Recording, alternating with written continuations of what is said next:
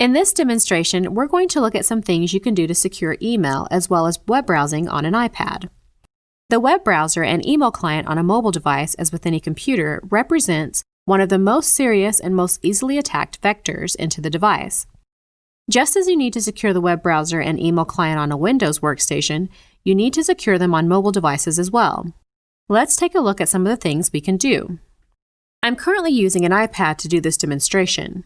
For email, one of the key things we can do is use SSL to communicate with our mail server. This includes the POP or IMAP server as well as the SMTP server.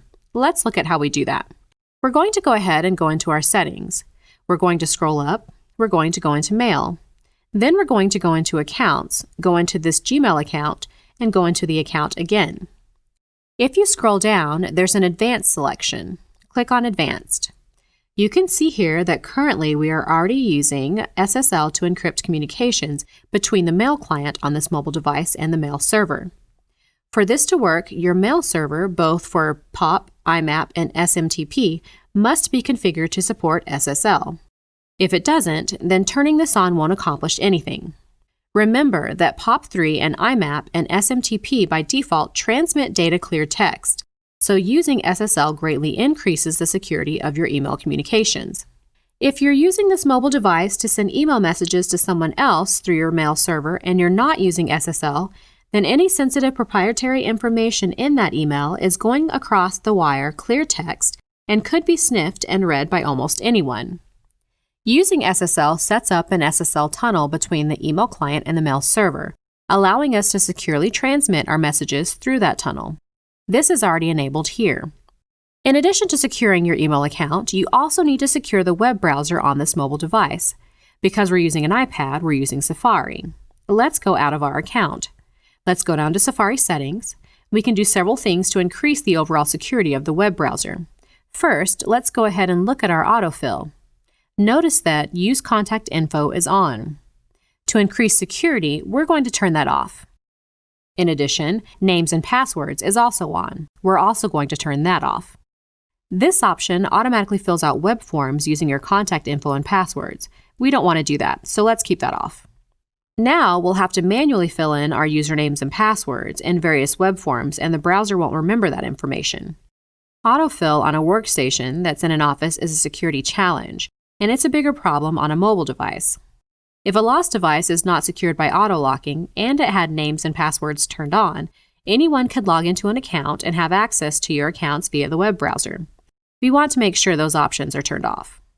We're done with this, so let's go back and go to the main Safari settings. Now what we want to look at is the cookies. Scroll down. As you can see here, under Privacy and Security, we have the Block Cookies option, and currently that's turned to Always Allow. We're going to change this to sites we visited.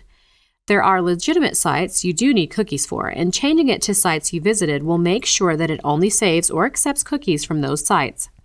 Setting this to Never would disable functionality provided by some of those sites, but you can always select that option by selecting Always Block. Let's go back.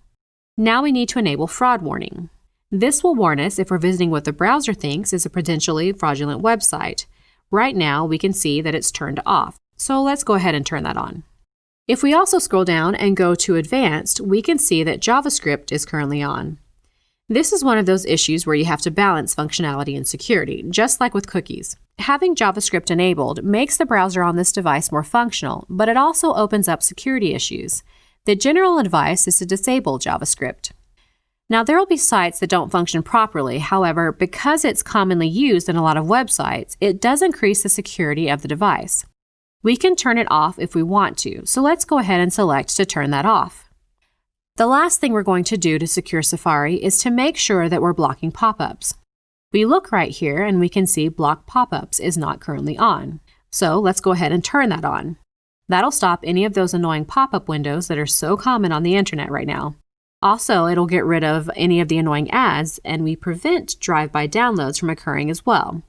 At this point, our Safari web browser is much more secure than it was before. In this demo, we talked about things you can do to secure email and the web browser on a mobile device, in this case an iPad. We configured the POP3 or IMAP and SMTP protocols to secure communications between the web client and the web server using SSL. Then we looked at what you can do to secure the Safari web browser on an iPad. We disabled autofill, we restricted cookies, we turned fraud warning on, and we turned JavaScript off. Then we finished by turning on the pop-up blocker.